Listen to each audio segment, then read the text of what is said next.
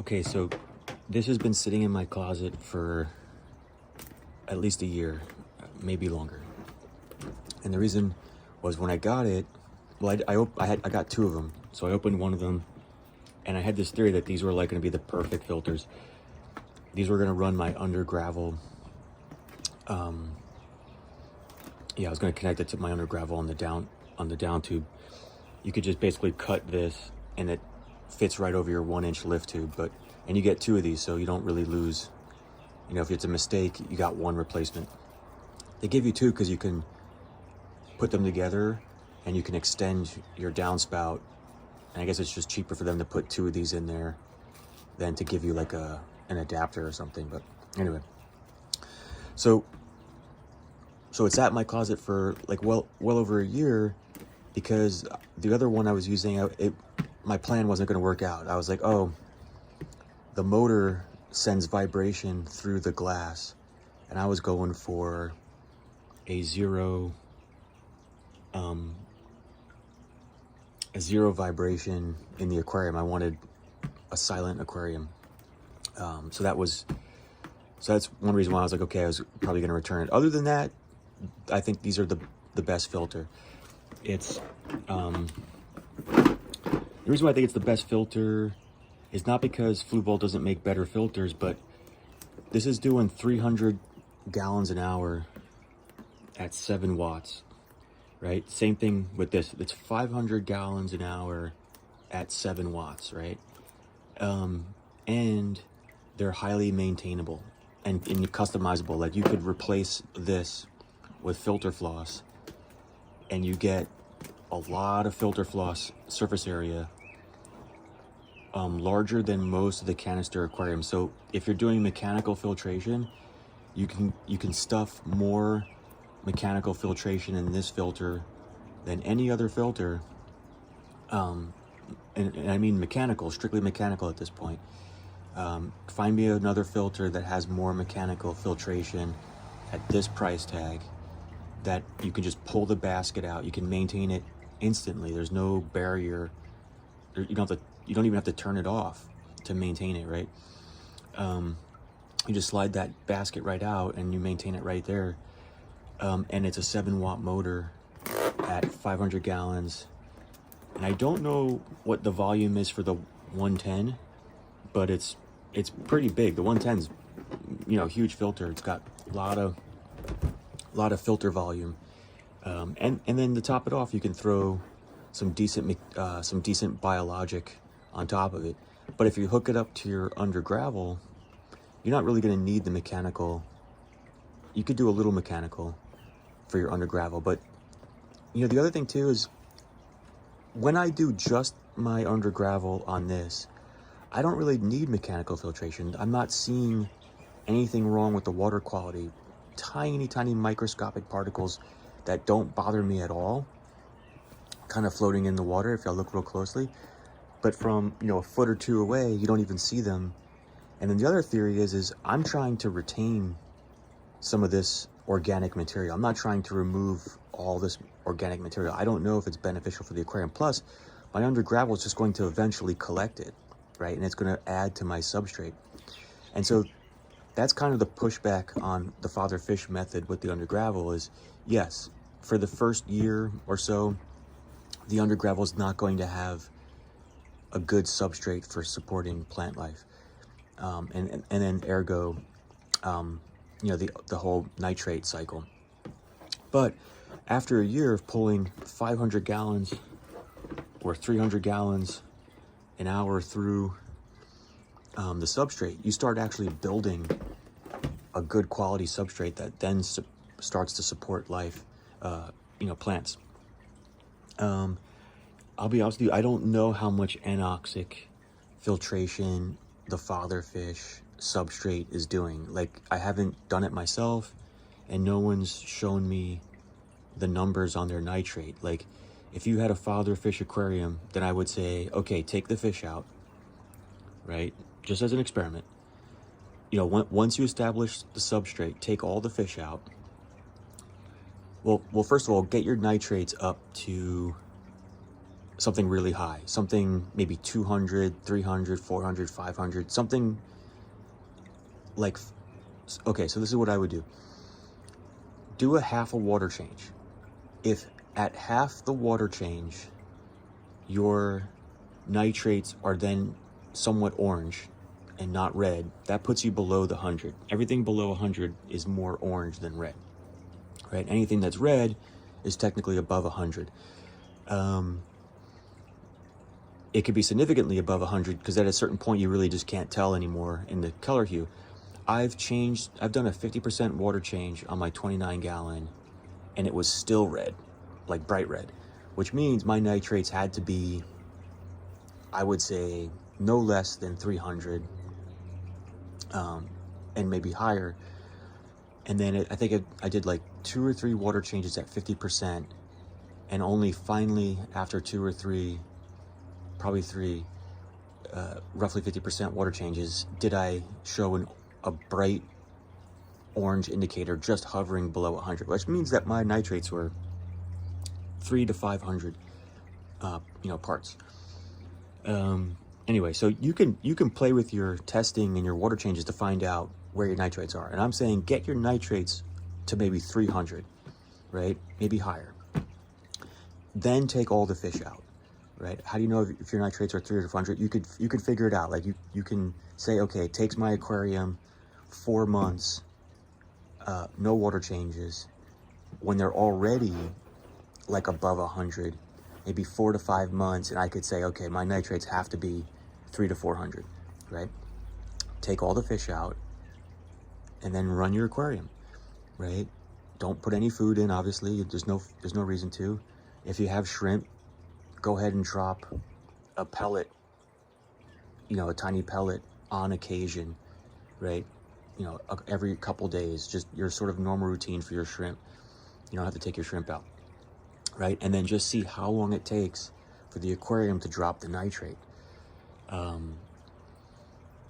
Creating an anoxic situation that is an effective way of moving nitrate in your substrate is not an easy thing to pull off. And I can't see you doing it effectively if you didn't have a plenum to bring the nitrates to the zones that would be digesting them out.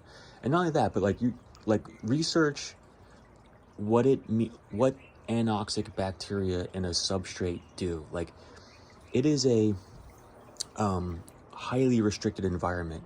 Like, it's going to smell of sulfur and it's going to be putrid. Like, it's literally a putrid environment. Like, there's no oxygen in there.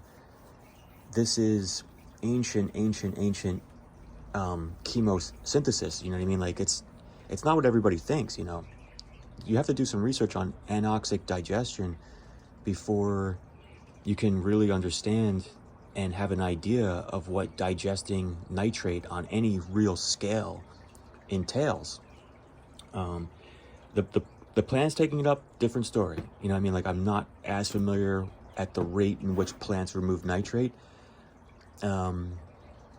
My instinct is in the aquatic setting, with the growth that we're seeing, the plants are not probably removing it fast enough. Is just kind of my. I think they're keeping it down, but I don't think they're removing it. And run the experiment. Take the fish out and see how long it takes the nitrates to drop. I'm curious. I'm going to do it myself. I haven't seen anybody do it yet. And it's hard to make claims without showing the nitrate, what is happening with your nitrates, testing your aquarium, and comparing your situation with other people's situations, the amount of fish you have, the amount of feeding you're doing, how long the aquarium's been set up, before the last water change or whatever, and testing your nitrates and showing those nitrates, just for yourself, but let alone for the community to observe themselves. Okay, side rant. Forget that. Lo and behold, I probably shouldn't have rant on a anoxic rant, but I did. Anyway, I'm going to open this box now because the timer is going to be my way of saying, okay, I can bring this thing back to life. And This has been heartbreaking for me. I wanted to get a 110 so bad, right? But the 70s have let me down just because of the noise. Just because of the noise it sends through the aquarium. It's like I'm trying to get a quiet aquarium. So my compromise is at night, at 9:30 at night, the aquarium turns off on the timer. I did a video on the timer, so check that out. These are great. And so my compromise is, yes, they make a lot of noise, and it, in my mind, it bothers the fish. But for 12 hours a day at night, just like the rest of humanity, they get to live in peace, and this thing turns off. And so I'm not going, and so I get to like resurrect this perfect filter. And I probably am gonna go by the 110. I'm gonna put the 110 on my 29 gallon, which people are going like, dude, that might be overkill. Because, you know, a 50, even a 30 is recommended, but I think a 30 is underpowered. Like if you're running just a 30 on your 29 gallon, in my mind, that's a little low ball. I could see the 50 on a 29 gallon. Honestly, I think a 70 is minimum in my mind for a 29 gallon. And if you want, what you do is, I don't know if you can see, but this sponge is much more coarse than this sponge. And so what you do is you get the very coarse sponge, and it fits just fine. It does stretch it out a little bit, but it does fit. You don't need to go in very far, just a few, like just roughly an inch, because then you can still utilize this. You go too far, you stop being able to utilize. And then this is a forever sponge.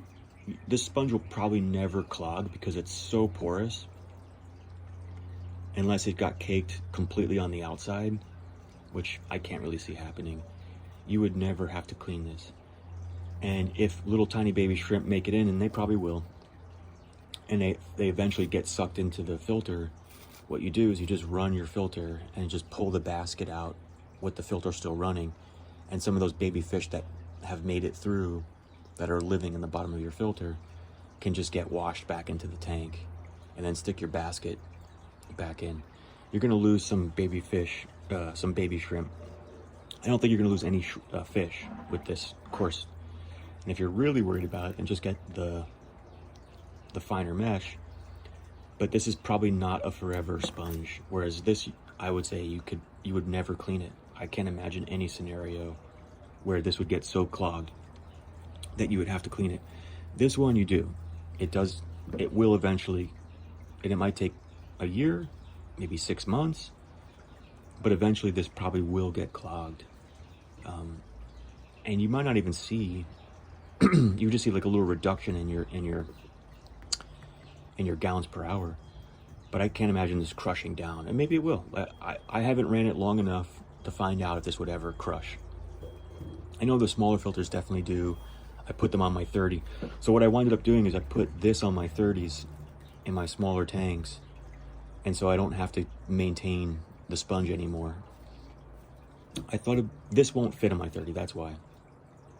It probably would, but there's a little space there. If you can get ones with smaller holes, or maybe even just put a zip tie, then you can have a fine, probably forever sponge on your 30 that you don't have to stick your hand in, once a month or whatever it is, and wring it out and blah blah blah. If you do wring them out in your garden if you can. I've noticed the aquarium water, the plants, it's like the next day they're greener. It's wild. Use the aquarium water on your plants. It's phenomenal what it does to your plants. I know if you have a winter climate, that's not always a thing, but you could still dump it outside, and then the plants will be able to use it in the summertime. It's not going to degrade that fast. So that's one bonus for changing your water and cleaning your filters, is that you can justify putting those nutrients on your plants. Anyway, yeah, so this thing's getting opened. Fuck it, I was gonna return it. I got a really good deal on it, so it wasn't like I was gonna save a lot of money. It was just, you know, do I need another filter I'm never going to use, you know? So I'm trying not to be wasteful that way. So I'm stoked that, like, it's really because of these, I get to bring these things back to life. And I'm probably going to go buy a 110, which I've been wanting ever since I, you know, kind of got back into the hobby. The 110 is so cool. It's like this huge filter. I love these filters, honestly. I love everything about them. The hood vibrates a little bit, but at night, because I'm turning it off now, not a big deal. I love the clarity of the plastic. I love being able to see into it. I love the simplicity of the design. See, they give you two. So you can cut one. I think they give you two so that you can make a longer downspout. That's the only thing I could think of. This one, usually the fit is tighter. On this one, the fit's not that tight. Anyway, so when you cut it, for your under gravel, you cut it right about there. I think the 110 basket is almost double this basket.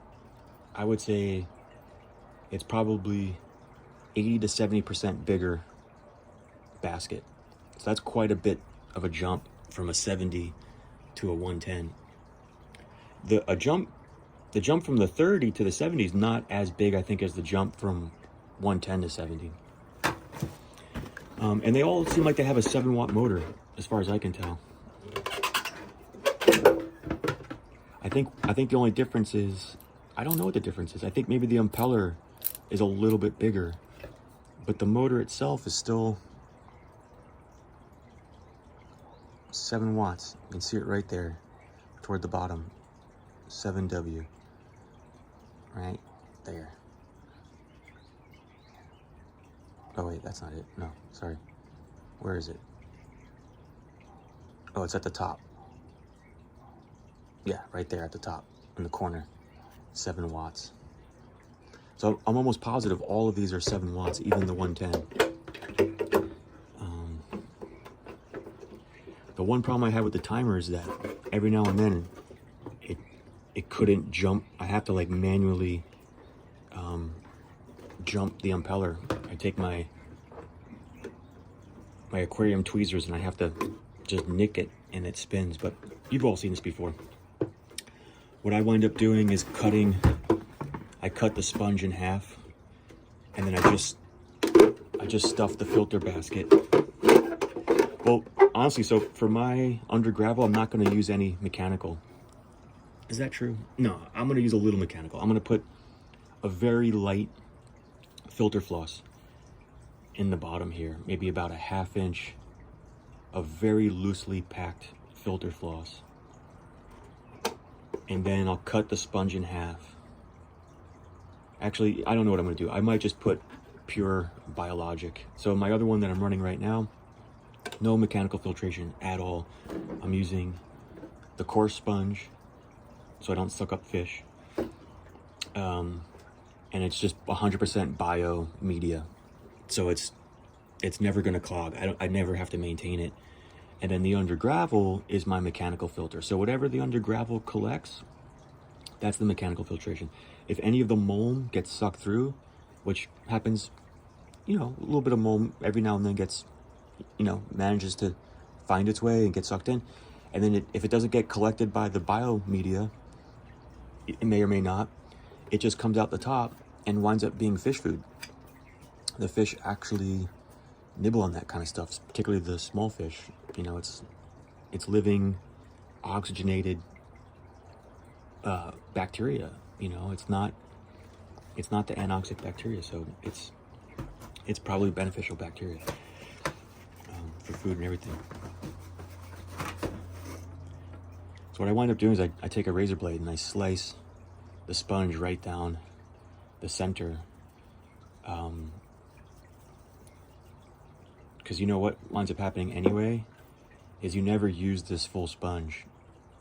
It maybe for biologic activity. This sponge probably has more biologic activity than any of the biomedia that you're going to put in. The problem is that it gets clogged, right? It's just the first 1/8 of an inch gets clogged, and then you you never get to really use this. So you might as well just slice it in half, save the rest of this for other things. You know, you could use very loose filter floss, and the filter floss is cool because you can use the 3 dimensions of the filter floss. It's not just the first 1/8 of an inch that gets clogged. The whole thing winds up being utilized as a mechanical filtration. And then once it collects enough debris, then it becomes biological filtration, because all of that living material that's trapped in that filter floss actually becomes beneficial bacteria and contributes to your bacteria filtration. The carbon I would save for emergencies.